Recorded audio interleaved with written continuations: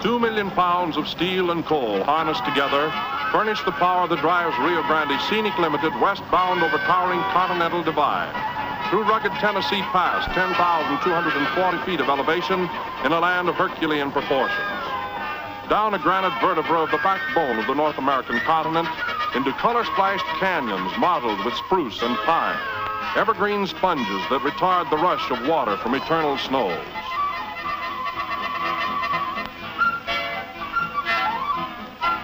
Mile after mile, our route parallels the Colorado River, a swift-flowing palette that catches the myriad colors of nature's endless parade of beauty, a surging guide that leads us across Colorado's boundary at dusk into Utah.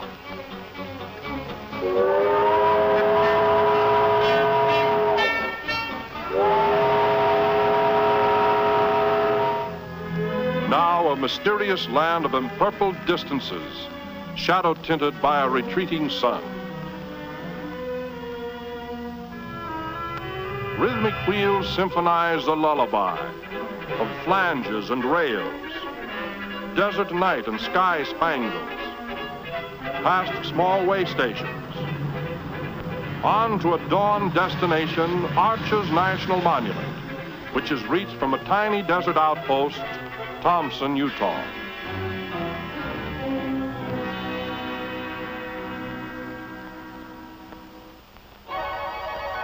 Flame scarlet rays herald the approach of a desert morning, and we are on our way by horseback to the Arches, a complex group of sandstone portals ranging in size from peepholes to great openings through which armies could march.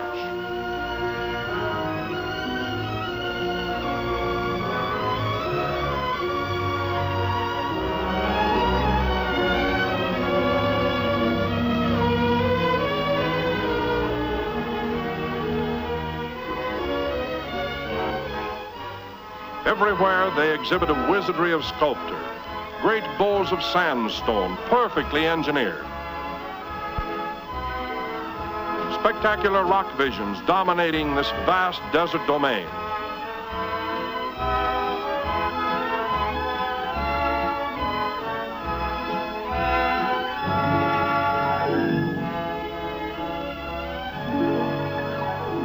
The giant openings are natural windows through which we view an enchanted land. Red rocks and sagebrush reaching out to the mighty snow-capped La Salle Mountains. Like a fantastic scene from the Arabian Nights, we succumb to the spell of a desert witchery and are enthralled by an unbelievable processional, a parade of elephants, mighty stone pachyderms, as if waiting the appearance of a bejeweled potentate. This is a world of magic windows, grotesque grandeur created by wind and erosion. The desert possesses an impelling force. Miles of pale yellow sand lift themselves to meet a sky band of faraway cliffs. An indescribable vastness softened now by the waning purple and molten silver shadows of a departing day. Aboard the Scenic Limited again, through ebony darkness, into Utah's great Carbon County coal region. Bound for Castle Gate, imposing entrance to the Wasatch Plateau. Gray sandstone projections atop the canyon ridges guard the bituminous wealth of this section. Enough coal to supply the entire United States for 250 years. It is estimated almost 196 billion tons of coal remain to be mined, and the fact that 45% reaches out-of-state markets makes for an endless parade of coal-laden gondolas up and down mountain grades.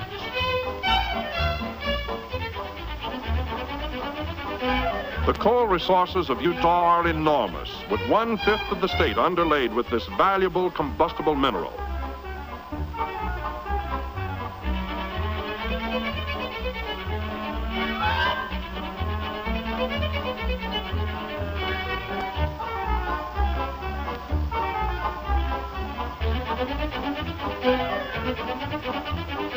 Utah coal, black magic that fires the furnaces of progress.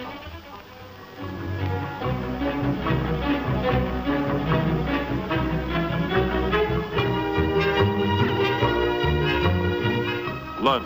A pleasant interlude, tasty dishes spiced with fleeting scenes. Up to Soldier Summit, over 7,000 feet high, the crest of the Wasatch Plateau. Here the railroad reaches its highest Utah elevation, and what was once the scene of Indian warfare is now a busy mountain crossroad. Passengers and commerce moving east and west over a modern double-track system, a quartet of steel arteries reaching into infinity.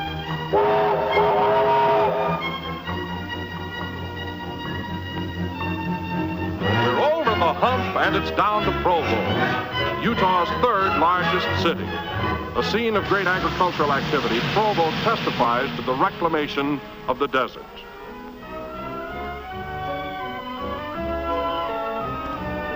A bronze plaque commemorates the historic trek of Father Escalante, priest and pathfinder, who entered this region in 1776. Failing in his effort to find a shorter route between the missions at Santa Fe and Monterey, Escalante was nonetheless overawed by the commanding picture of Mount Timpanogos, which the Indians called the Sleeping Princess.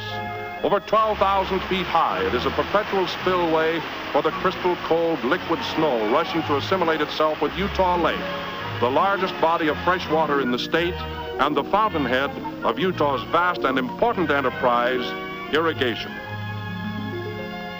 To the Mormon settlers, this lake was the Sea of Galilee in their new Holy Land, supplying water for Utah's River Jordan.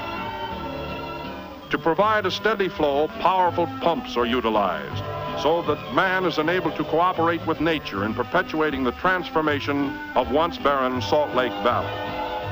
And like the biblical River Jordan, this stream too has its Dead Sea, emptying into the Great Salt Lake. Modern irrigation traces its beginning to that July day in 1847 when advance scouts of Brigham Young's party plowed ground and began what is generally accepted as the first irrigation project by Anglo-Saxons on this continent. Pioneer foresight and frontier ingenuity have wrought a miracle. Irrigation ditches fed by rivers and streams traverse once waterless valleys. A parched land drinks its fill of gurgling waters. Responding with an amazing fertility, Utah soil produces, with the possible exception of citrus fruits, any farm product grown elsewhere in North America. One of the oldest and most important agricultural pursuits is the cultivation of sugar beets, giving Utah high rank as a producer of beet sugar.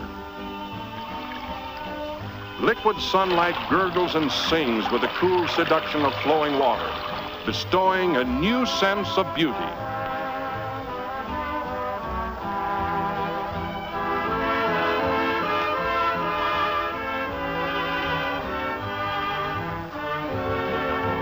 Flowery aisles of cherry blossoms are dreamy avenues of fragrance, spreading out in broad, open meadows of color.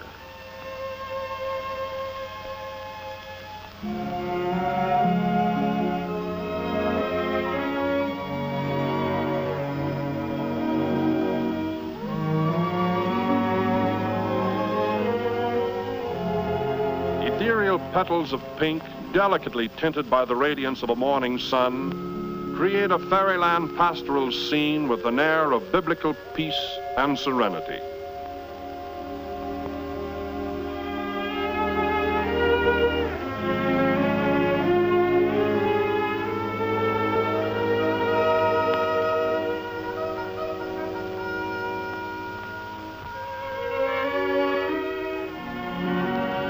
These are the children of earth and water, decking themselves in petal splendor, saluting the birth of a desert empire.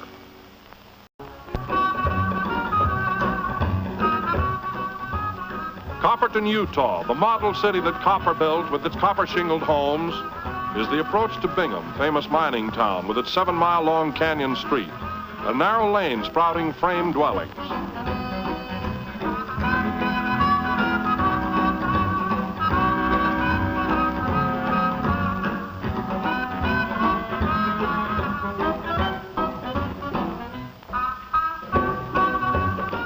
Located 25 miles southwest from modern Salt Lake City, Bingham still utilizes a 1-horsepower mail delivery system, with the result that mail is picked up and delivered in real old Western style.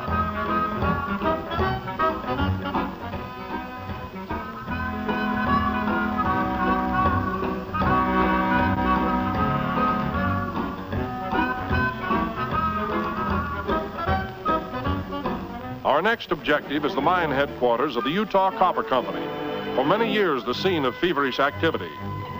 Small cable-hauled trams provide an inclined ascent for several hundred feet, permitting us unrestricted vision of this little town.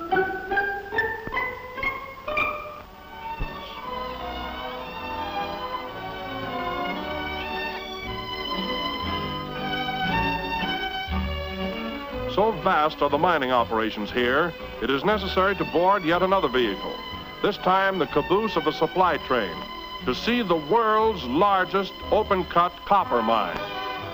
What a spectacle! This man-made wonder, an immense amphitheater-like quarry, terraced with 23 benches or working levels, each 70 feet high. The mine covers an operating area of 475 acres. It is 1,600 feet from the crest to the floor of the pit, which is encircled with miles of railroad track, over which electric engines haul ore cars of 80 and 100-ton capacity. First prospected in 1862 by United States soldiers, it remained dormant until the period of the Spanish-American War, when Colonel Daniel C. Jackling, realizing its great possibilities, made his preliminary efforts to create this awe-inspiring project. Like the fabled ventures of Egyptian pharaohs, this great enterprise, too, depends upon manpower, and more than 4,000 are employed when operating at peak capacity to handle a single day's output of 70,000 tons of low-grade copper ore. Enough mineral in one day to fill 824 cars, equivalent to a train almost 5 miles long, and that's mining. Terrace and trestle cross and recross this massive mineral basin. Until 1938, more than 266 million cubic yards of material was removed from this enormous mine, a staggering feat exceeding the total excavations for the Panama Canal by more than 20 million cubic yards. A blasting preliminary is the loading and shooting of spring holes, a prologue to the stupendous multiple explosions.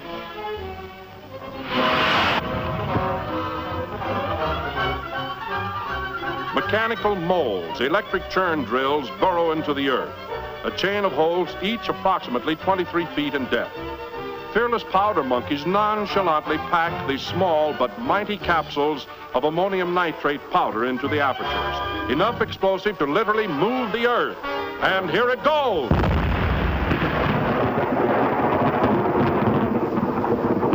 What an explosion! Thunder over Utah! 125,000 tons of mineral dust, a veritable smoky curtain of copper. This man-made earthquake is the signal that sends empty ore cars on their way to load up, and it becomes necessary to lay whole sections of new track in order to reach the debris. 29 electric shovels stab the earth, giant steel dippers scooping 6 to 7 tons of rock at a time, completely filling an ore car in the record time of 5 minutes.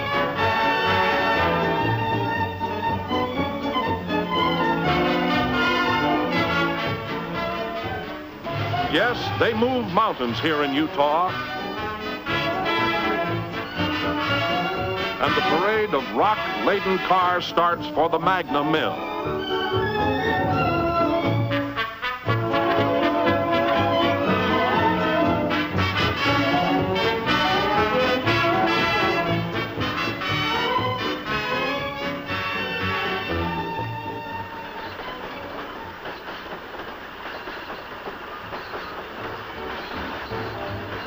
Part of the blasted material is capping or waste, but this too is utilized, being dumped so that water may flow through it, and in this manner capture certain chemical qualities with the power to transform tin can shavings into almost pure copper precipitate.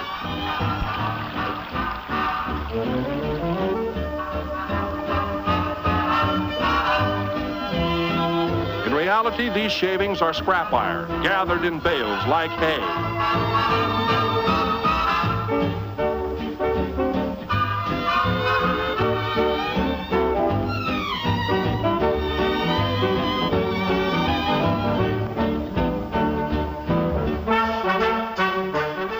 Pitched into a lengthy trough.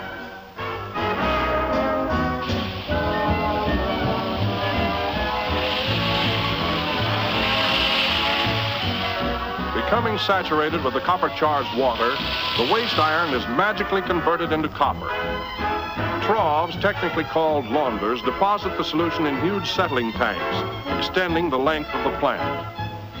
At this stage, the precipitate is 89% copper and is ready to be transported to the smelter for the fiery baptism which will convert it into solid metal.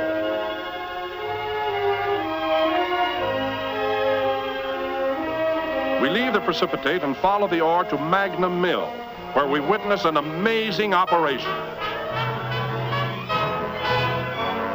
A carload of rock turned upside down like a toy in a powerful rotary dumper. Sharing our fascination is Colonel Daniel C. Jackley, active head of this stupendous copper enterprise.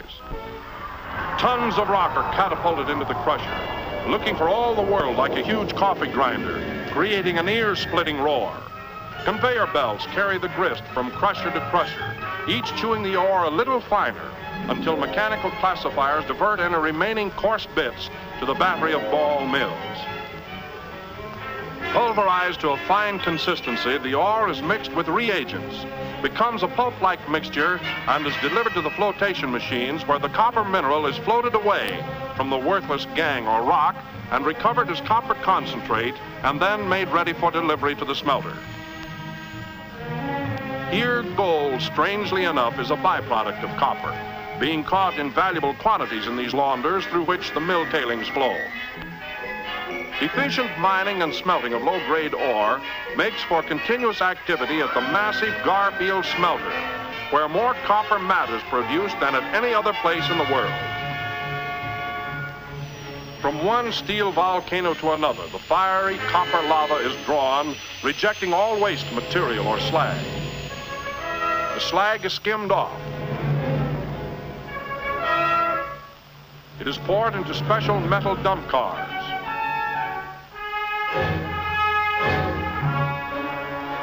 Then it is rushed to the slag pile, where it cascades down the side of an ever-increasing mountain of waste.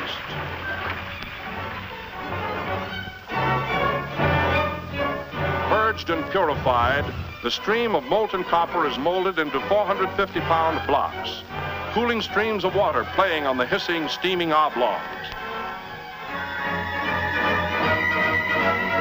And thus, copper is born to serve mankind. Slender strands, metal arteries loaded with the lifeblood of industry, electric power.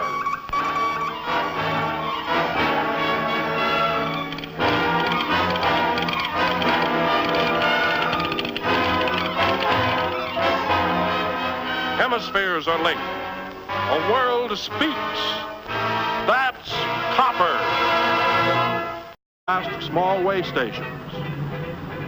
On to a dawn destination, Arches National Monument, which is reached from a tiny desert outpost, Thompson, Utah.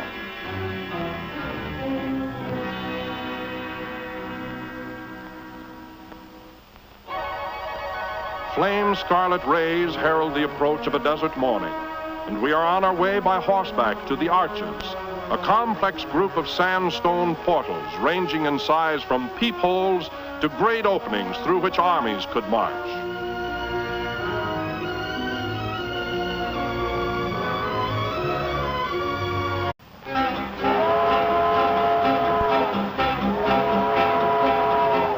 £2 million of steel and coal harnessed together furnish the power that drives Rio Grande Scenic Limited westbound over towering Continental Divide, through rugged Tennessee Pass, 10,240 feet of elevation in a land of Herculean proportions, down a granite vertebra of the backbone of the North American continent, into color-splashed canyons mottled with spruce and pine, evergreen sponges that retard the rush of water from eternal snows.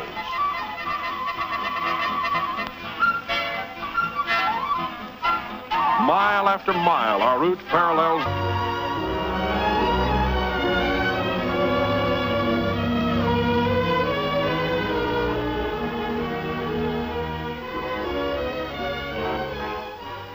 everywhere. They exhibit a wizardry of sculpture, great bowls of sandstone, perfectly engineered.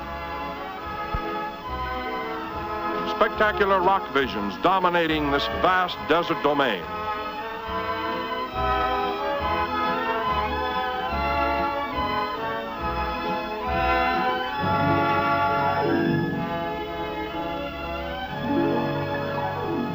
giant openings are natural to the Colorado River, a swift-flowing palette that catches the myriad colors of nature's endless parade of beauty, a surging guide that leads us across Colorado's boundary at dusk into Utah.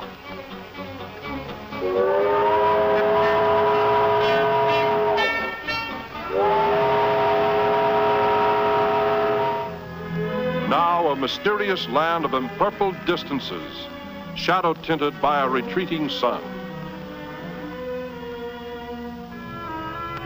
Rhythmic wheels symphonize a lullaby of flanges and rails, desert night and sky spangles, windows through which we view an enchanted land, red rocks and sagebrush reaching out to the mighty snow-capped La Salle Mountains.